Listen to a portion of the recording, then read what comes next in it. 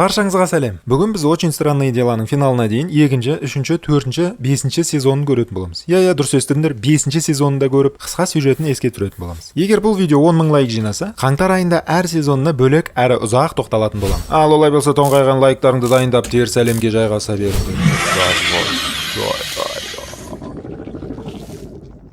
Бірінші маусымдағы оқиғалардан соң бір жыл өтеді. Нэнси Стивпен қайта жабысуды бастайды. Джонатан інісі Уиллдан көз алмай оған қараумен болады. Джойс өзіне жігіт тауып алып, оны балаларына әке дегізіп отырады. Ал біз оны Боб дей берсек те ренжімес. 2-ші маусымға жаңадан кейіпкерлерді қосамыз. Олар мектеп қоразы Билли және оның өтірік қарындасы Макс. Уилл қайта теріс әлемге алаңдай беретін болғандықтан, Джойс пен Хоппер оны әлгі зертханаға барады. Бұл жақтан оны жаңа директор Оуэн күтіп алады. Оның жұмысы негізінен оқымыстының қышытып ашқан порталын жауып, соның ішінен шығушыларды тоқтату болып саналады. Артынан біз Хоппердің орманда тұратынын және Омидің тірі қалып, сонымен бірге тұрып жатқанын байқаймыз. Айтпақшы, кейбіреулерің Оми емес, Оди деп ақылды болып жатсыңдар ғой? Түсіндіре кетейін. Оди ол орысша 11 деген сөзден шыққан. Оны қысқартқанда орысша дубляжда Оди деп атайды. Ал қазақша айтатын болсақ 11. Бірақ дыбыс үндестік заңы бойынша ешқайсың 11 емес, 11 деп айтасыңдар ғой, мойындаңдаршы. Сондықтан қазақша мен оны Оми деп қысқарттым. Түсінікті ме? Енді саған да жоқ, маған да жоқ. Оны оригиналша Элли деп атайтын боламыз. Не үшін деп сұрамай ақ қойыңдар, өйткені ағылшын сабағы болып кетеді. Содан Хоппер Эллиді зертхана агенттері не билік тауып алмасын деп ешқайда шығармай тығып ұстап отырады. Дастин есік алдындағы қоқыс жәшігінен бір сүйкімді құбыжық тауып алады. Оған Дарт есімін беріп, ешкімге көрсетпей, оның тілін тауып тамақ беріп асыраумен болады. Алайда ол ертөстік сияқты сағаттап өсетін болғандықтан, оны елдің көзінен жасырып жүру қиынға соғады. Оның үстінен бұл бірінші сезонда Уиллдың аузынан шыққан теріс әлемнің сувенирі, яғни теріс әлемнің дернәсілі болып шығады. Уиллдың кезекті ұстамасында теріс әлемнің түтін құбыжығы құйынды қармалауыштармен Уиллға жетіп алып, оның санасымен тығыз байланыс орнатады. Бұл құбыжықты балалар сананы жаулаушы деп атайды. Ал мен оның дизайнына қарап Ктулху деп атайтын боламын. Жаттап алыңдар. Содан Уилл қағазға еріксіз қозғалыстарымен шимай штрихтарын түсірумен болады. Хоппер көптеген егістік алқаптардың қырылып жатқанын байқайды. Сөйтсе ол Уиллдың салып жатқан суреттері Хокинстің астында орналасқан туннельдер жүйесі болып шығады. Оны көріп Хоппер не істейді? Сол туннельге кіріп, ішінде адасып, көп күнді қонақ болып жатып алады. Осы сәтте көмекке Боб келіп, Джойс екеуі Хоппердің жатқан жерін анықтап, Майк пен Джонды қастарына ілестіріп, соны іздеуге шығады. Үйтіп кейіпкерлер Хопперді шығарып алады. Зертхана қызметшілері ішіндегі лианаларын өртеп жатқанда, Уилл да оны сезіп, өзі өртенгендей болып есінен танып жатып қалады. Содан оны қайтадан зертханаға апарып зерттейді. Сөйтсе Оуэннің айтуы бойынша, Уилл енді солармен бірге телепатиялық сезімталдылыққа ие болған екен. Ал теріс әлемнің жойылуы Уиллдың өліміне әкеп соғуы мүмкін. Солай-ақ құбыжықтар да Уиллдың Wi-Fi-ына парольсыз-ақ қосыла алады дегендей. Құбыжықтар зертхана порталынан шығып құжынай бастайды. Нәтижесінде Боб басқаларына уақыт ұтып беремін деп өзі қаза табады. Уиллды құбыжықтар тауып алмасын деп Хоппердің сарайына апарады да, сол жақта оның ішіне еніп алған Ктулхуды қуу рәсіміне кіріседі. Теріс әлемнің тіршілігі ыстықтан қорқатынын жақсы білеміз. Сондықтан енді Уиллға да сондай қолайсыз жағдай жасап, оның ішіндегі жынды шығару керек болады дегендей. Сол уақыттың бәрінде Элли Хоппердің тым қатты қамқорлығына шыдамай, үйден қашып еркіндік ауасын жұтуға көшеді. Солай ол басқа қалаға кетіп қалып, өзі сияқты 8-ші нөмірмен белгіленген супер мүмкіндігі бар қызды тауып алады. Онымен біраз уақыт өткізеді. Артынша соның коуч сабақтарын алып гештальттарын жабады дегендей, одан да ауыр нәрселерді көтеріп үйренеді. Соңында ол, қой құрсын кеттім, шипске достарымды аңып деп қайта Хокинсқа оралуды шешеді және солай жасайды. Ал олар болса, мә кегенің қандай жақсы болды деп кейіпкерлер оны, міне біз Уиллдан жын шығарып жатырмыз. Ал бізге мына құбыжықтар кедергі жасап жатыр. Қатарға тұра қал да бізге көмектессеші деп оны қосып алады. Артынша Элли, Хоппер екеуі зертханадағы порталды жабуға аттанады. Джойс, Нэнси және Джонатан Уиллдың бойындағы Ктулхуды шығарады. Ол все на хабары дейді да аспанға ұшып кетеді. Дастин, Макс, Майкл, Лукас және Стив туннельмен келе жатып, құбыжықтарды өртеп, Эллиға кедергі жасамасын деп олардың көздерін аулауға кіріседі. Дастин өзінің күшік кезінде асыраған, өсіп қалған Дартты көріп, оған педигриін беріп тұрғанда басқалары тып-тыныш артынан өтіп кетеді. Элли мен Хоппер астыларына гаршок қойып тұрып, күшеніп жатып әйтеуір порталды жабады. Арадан бір ай өткен соң, Оуэн Эллиге ресми түрде өтірік құжат жасап береді. Енді оның есімі Джейн Хоппер болмақшы. Сонымен қатар оған енді ешкімге жалтақламай, емін-еркін қысылмай көшеде жүре берсе де болады. Ой, рахмет Оуэн деп қоюды ұмытпаңдар. Артынша Аяз ата келіп бізге сәлем беріп, әйтеуір мектепте жаңа жылдық бал өтіп жатады. Кім-кіммен билейтінін әлі әзір айтпай ақ қойын, оны ұзақ видеомда айтатын боламын. Ал әлемді сәл тоңқайтып басқа қырынан қарайтын болсақ, алдағы қаңтарда Казлойста видео жиі шығатындай көріністер орын алады.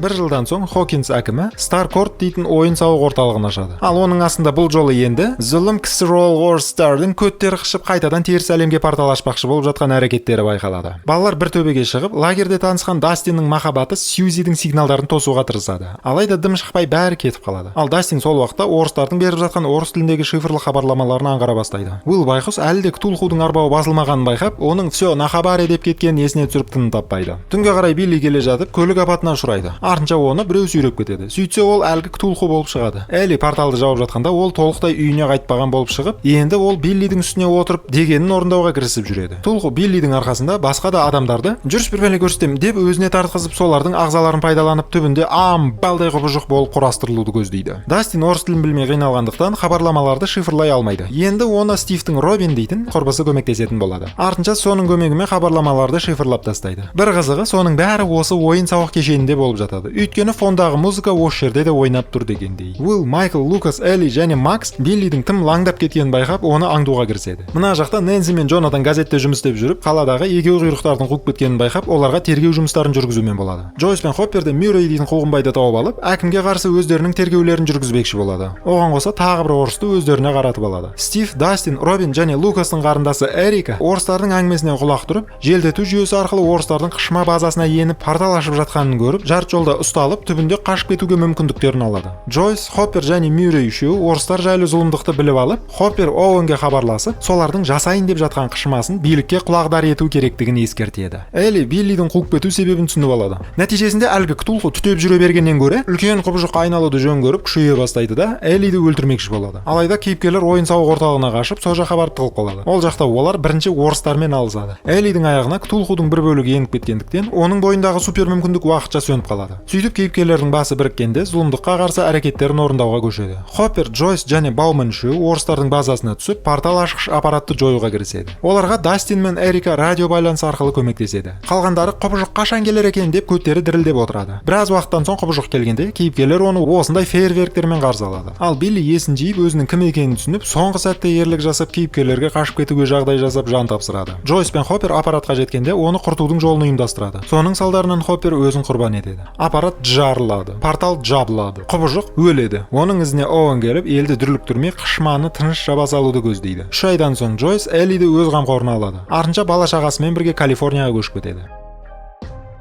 Хронологияны артқа айналдыратын болсақ, Элли кішкентай кезінде бүкіл зертхана балаларымен бір түрлі жағдай болады. Соның салдарынан бәрі өліп қалып, тек Элли ғана қалып, бәрін өлтірген мен дегендей түрімен жалғыз өзі тұрады. Бреннер, яғни бірінші сезондағы жаман көке, бұның бәріне Эллиді кінәлайды. Элли да оның сөзіне сеніп, өзін құбыжық сезінумен болады. Егер соның ақиқатына үңілетін болсақ, хронологияны тағы артқа жылжытайық. 1948 жылы Генри Крилл дейтін бала дүниеге келеді. Школ кезінен бастап ол өзінің бойынан психокинетикалық қасиеттерді байқайды. Оған әдеттегідей Питер Паркеризациялық сүмелек орнатып, замандастары тиісе беретін болған. Соның кесірінен ол тұйықталып, жауыз садистке айналады. Кейіннен ол өз отбасын қинап, соңында шешесі мен қарындасын өлтіріп, бәленің бәрін әкесіне жаба салады. Өзі күшімен қатты құнығып кеткендіктен шаршап ұйықтап қалады. Бұның бәрін Бреннер байқап, тәжірибе жасап Генриді бірінші етіп нөмірлейді. Бреннер оның күшін әбден зерттеуге салып, тіпті соның ДНК-сынан басқа да балаларға супер мүмкіндік сыйлайды. Бреннер өз қауіпсіздігін ойлап, Генридің мойнына чип салып қояды. Сол арқылы ол супер мүмкіндігін әрлі-берлі қолдана алмайтын болады. Жылдар өтеді. Генри Бреннердің көмекшісіне айналады. Сөйтіп жүргенде Генри 11-ді табады. Солай екеуінің арасында әңгіме дүкен орнайды. Генри 11-ге манипуляция жасап, басқалары жаман, тек екеуміз ғана жақсымыз дейтін бір самауырын шай тауысуға жарайтын өсегін айтып, осы жақтан қашайық дейтін жоспары құруға көшеді. Алдымен сен бірінші бүйт дейтіндей мойнындағы чипті 11-дің күшімен шығартқызып алады. Артынша зертхананы астан-кестен етіп, қызметкерлерге және балаларға басына шапқан күшін шығарып, онымен қоса тағы солардың бір нәрселерін шығарып, соңында тек 11 ғана қалады. Көп ұзамай екеуінің арасында тартысты жекпе-жек орнайды. Нәтижесінде 11 Генриді теріс әлемге аттандырып жібереді. Сол уақыттың бәрінде Генри теріс әлемнің қыр-сырын біліп, Демогоргон, Ктулху және тағы басқа керемет тіршіліктерді басқарып, сол кеңістіктің ең негізгі миы болып әміріне құлдық етіп жүреді. Осы сәтте осы қояншық Хокинсқа бір емес, екі емес дейтін шабуылдардың иесі екені анықталады. Енді Генри бүкіл адамзатты жек көретін болады. Әсіресе Бреннер мен оны осы әлемде қамап қойған Эллиді өлтіруді бірінші орынға қояды. Ал енді хронологиялық ретке оралайық. Элли мен Уилл Калифорнияда бір мектепке барады. Эллиға әлі күші оралмағанын байқаймыз. Соның салдарынан ол айналасындағы көтек сыныптастарының күлкісіне қалып Питер Паркеризацияланып жүреді. Джойстың үйіне мына суреттегі ұқсайтын белгі келеді. Бірақ бұл жерде Хоппердің тірі екені жазылып тұрады. Оны іздеу мақсатында Джойс қайтадан Мюрреймен кездеседі. Сөйтіп екеуі хаттың адресаты бойынша Аляскаға аттанады. Ал Хоппер шын мәнісінде тірі қалған болып шығады. Оны түрмеде орыстар ұстап отырады. Ал хатты жіберген орыс күзеттердің бірі болып шығады. Өйткені ақш азаматын босату арқылы бұл да бір өзінің сыбағасын алғысы келді дегендей. Алайда бәрі ойдағыдай болмай шығып, әйбат күзетшінің өзі сатқындығы үшін сонымен бірге аязды аңқытып өтіп бір камераға жайғасады. Джойс пен Мюррей оны тауып алады. Алайда Хоппер оларды байқауға қол демей, Демогоргон мен гладиаторлық шайқаста бақ сынап жатады. Макс Биллидің кеткеніне қайғыруы басылмай күйзелісте жүреді. Соның кесірінен Лукаспен ара қатынасын үзеді. Лукас Бобты дейді да баскетбол ойнап кетеді. Дастин мен Майк ДНД ойыны бойынша клубқа кіреді. Клубтың жетекшісі Эдди дейтін кейіпкермен таныс боламыз. Бір түрлі жағдайда мектеп оқушылары өле бастайды. Оның біреуінде Эдди күдікті болып қалады. Ол істі ашу үшін біздің детектив кейіпкерлеріміз кіріседі. Оған Робин, Стив, Нэнс қосылып із кесушілікті еселейді. Солай көп ақпараттарды зерттей келе, кейіпкерлер оны істеп жүрген теріс әлемдік бәле ДНД-дағы персонаждың есімін қою арқылы ол Векна дейтін ойға келеді. Оны Оуэн біліп алып, егер теріс әлемнен қауіп туса, онда оны тек Элли ғана тоқтата алады дейтін ойын ұстанады. Сөйтіп Эллиді қолға түсіріп, оны бір қышыма реабилитация курстарына шақырады. Соның арқасында жоғалған күші қайта оралатынын айтып қалады. Элли келісімін береді. Оуэн оны тиісті жеріне алып келгенде, оған енді ұстаздық етуші тірі қалған Бреннер екені анықталады. Басында Элли ойбайға салып қашуға тырысады. Бірақ біраз нәтижелерден соң ойбайға салып күшінің оралғанын байқайды. Солай ол курсын жалғастыруды жөн санайды. Майк, Уилл, Джонатан және олардың досы Аргайл Эллиді қайда алып кеткенін білмей, әйтеуір бас ауған жаққа жүріп оны іздеуге кіріспекші болады. Сол уақытта Генри өзіне жаңа құрбан іздейді. Бұл жолы Макс мықты үміткер болып көзге түседі. Өйткені Векна құрбаны ретінде психологиялық тұрғыда сынып жүрген адамдарды іздейді екен. Макс та дәл қазір Биллиді жоғалтып, кастингтен өтіп тұр дегендей. Векна оның санасына кіріп алады. Алайда оның достары түйсіктерін қосып, Макс таман алып қалады. Векна әрбір құрбанының артынан парталашады. Ал Макс төртінші, яғни соның соңғы құрбаны болуы керек. Одан кейін барып ақыр заман орнауы керек етін. Енді Макс өлмесе екен деп соның тілеуін тілеумен боламыз. Кейіпкерлер Векна туралы бәленің бәрін біліп алып, оны қалай табу керектігі жайлы жоспар құрады. Лукас, Эрика және Макс Векнаны қармаққа ілу мақсатымен Генридің үйіне аттанады. Сол уақытта Дастин, Стив, Эдди, Нэнси және Робин теріс әлемге еніп алып, Векна Максты ұстап ала бергенде, бұлар оның өзін ұстап алып өлтірмекші болады. Элли бағана мен айтып берген нәрселерді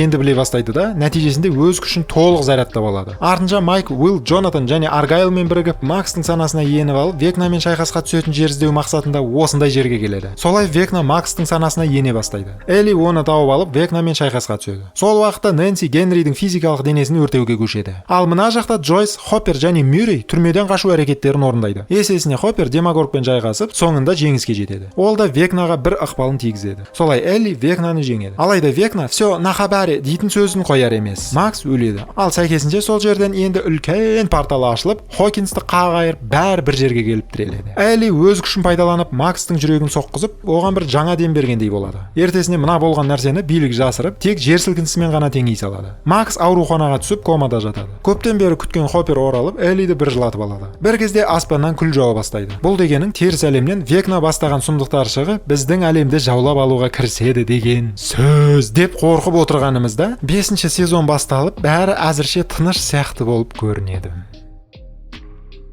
Стив, Дастин, Робин, Лукастан басқаларының бәрі Майктың үйіне жайғасып алғандары байқалады. Сәл артқа оралатын болса, бірінші сезонның басындағы Уиллді ұстап алған сәт бар еді ғой, сол кезде оны Векнаның өзі ұстап алғанын көрсетеді. Хокинста жарықшалар ашылған сәттен кейін 18 ай өтеді. Сол уақыттың бәрінде бүкіл әскер Хокинсті карантинге қамап, жарықшаларды қалың металл плитамен қоршап қояды. Онымен қоса олар теріс әлемде әскери база соғып, Эллиді ұстап алуға аңшылық жасайды. Ал Элли болса, Джойс пен Хоппер қарамағында мүмкіндігін шыңдап жаттығып жатады. Лукас Макстың оянып қалар мекен дейтін үмітін үзбей, сүйікті ән қойып миын ашытып отырады. Стив, Робин, Нэнси, Джонатан радиостанцияда жұмыс істеп, Хопперге шифрлы хабарлама арқылы Векнаны іздеу мақсатында теріс әлемге кіруге жол ашып отырады. Дастинді бір көтектер ұрып тастайды. Не үшін екенін ұзақ видеомда айтатын боламын. Әзірше ол маңызды емес. Соның кесірінен ол біраз қызықтарды жіберіп алады. Хоппер теріс әлемге кіруге мүмкіндік жасайды. Алайда оның отырған көлігіне Демогоргтар шабуыл жасап, ол сол кеңістікте қалып кетеді. Уилл болып жатқан жайттың бәрін Демогоргтың көзімен көре бастайды. Сол уақытта сол Демогоргтың бірі Майктың үйіне қарай жылжып, соның қарындасы Холлиді тұтқындайды. Нәтижесінде оның әке-шешесі жарақат алып ауруханаға түседі. Кейіпкерлер оның ізіне түсіп, теріс әлемге кіріп Хопперді табады. Біраздан кейін Хокинсті қоршап тұрған үлкен қоршауға тап болады. Джонатан Стивті кінәлап, «Сен қайта-қайта Нэнсиға жабыса бересің, қойсай болды, ол менікі ғой» деп ырбима әңгімелерін бастай бергенде, жолдан Дастин шыға келіп,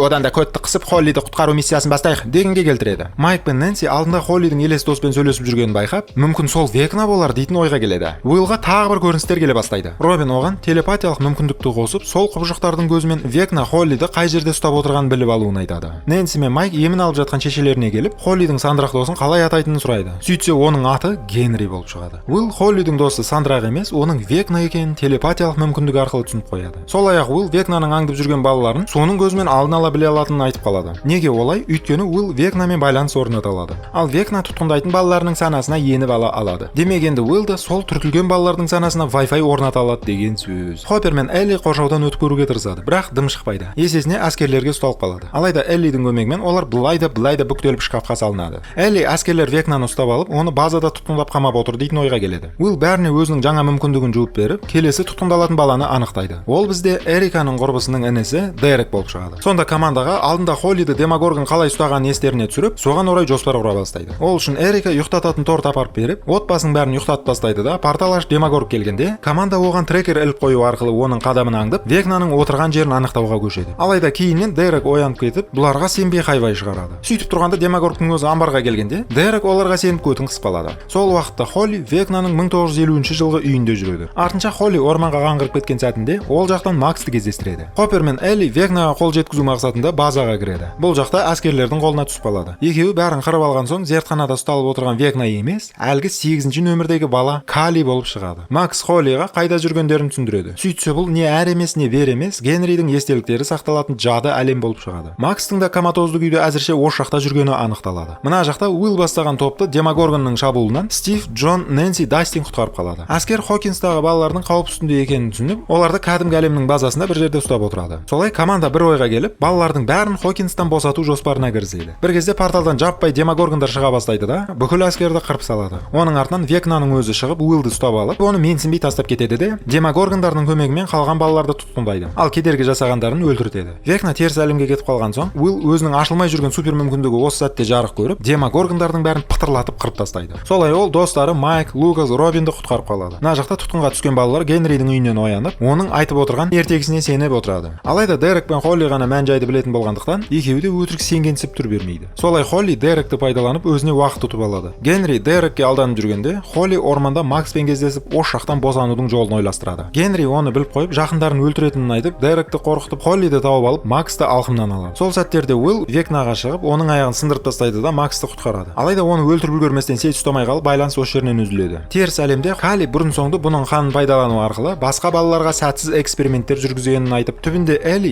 ең кереметі екені мойындалады. Зертханада Дастин теория құрып, қалқанды құрту арқылы Генриді әлсіретуге болатынын айтады. Алайда Бреннердің күнделігін тауып алып қателескенін түсініп, Нэнсиға шығып үлгермей қалады. Ал Нэнси пысық сол уақытта қалқанды мылтықпен атып үлгереді. Артынша Нэнси мен Джонатан үстінен түсініксіз бір сұйықтық ағып тұрған бөлмеде қамалып қалады. Екеуі осы сәтте тек дос боп қалайықшы әуенін жырлап отырғанда ағып тұрған сұйықтық қатып қалады. Дастин Стивке теріс әлем альтернативті кеңістік емес, мүлдем басқа әлемге өтетін кеңістік өткелі екенін хабарлайды. Макс пен Холли Генридің естелігінде жүріп, оның шигол кезінде қорғану мақсатында бір адамды өлтіргенін көріп қалады. Эрика мен Мюррей мұғалімге келіп, Дастиннің командасын тауып беруге көмек сұрайды. Сол уақытта Генри Уиллдің жоғалып кеткен кезіндегі санасына еніп, Макстың қайда жатқанын біліп алып, сол жаққа Дема иттерін жібереді. Хоппер, Элли және Кали басқа кейіпкерлермен қосылып, Элли байлаулы тұрған Уиллды босатады. Ауруханада Робин жарықтарын жыпылықтағанын көріп, Вики дейтін лесбикені қасына ертіп алып, Лукасқа ескертіп, Максты қорғауға кіріседі. Сол ауруханада жатқан Каренді бұл почеркте түсініп қойып, кір жуғыш машинаға оттегі баллон салып, иттерді жарып тастау арқылы кейіпкерлерді құтқарып қалады. Макс Лукастың тынбай ойнатып қойған әнін естіп, ашылып тұрған порталдан қашуға тырысады. Бірақ өкінішке қарай ол қасына Холлиді ертіп ала алмайды. Өйткені әркімнің өзінің порталы, өзінің төлқұжаты болу керек дегендей. Сондықтан Макс Холлиді жігерлендіріп, өз шығатын жеріңді таба бер мақұл, біз оған дейін Векнаның шығатын жерін шығарамыз да, сосын сені шығаруға кірісеміз, аха, деп кетіп қалады. Солайша Макс өз-өзіне келіп Лукастың сағынышын басып көзін ағызады. Ал Холли әлгі кеңістік өткелінен теріс әлемге құлап келе жатқанда, Векна оны өзіне тартып алады. Стив пен Дастин Нэнси мен Джонатанды құтқарып алады. Артынша Холлидің бері келе жатып, қайттан ары қарай кетіп қалған сәтін көріп, жағдайдың ушыққанын түсінеді. Эрика, Мюррей және мұғалім Дастиннің командасын тауып олармен біргеді. Мына жақта көтке жабысқан Кеннеди болып, Эллиді ұстау операциясы да кедергі болайын деп тұрған сияқты. Дастин әлгі өткелдің бөлек кеңістік екенін айтып түсіндіреді. Ал Макс Генри оны өзінің әлемімен қосып жіберейін деп жатқанын ескертеді. Хоппер мен Стив кеңістіктерді жақындатуды ұсынады. Сол сәтте Элли мен Кали Генриді өлтіреді делінеді. Ал қалғандары теріс әлемді жояды дегендей. Кали Эллиге қарап отырып, өзіміз құрбан болсақ та Генриді өлтіруіміз керек дейтін ойын айтады. Ал Уилл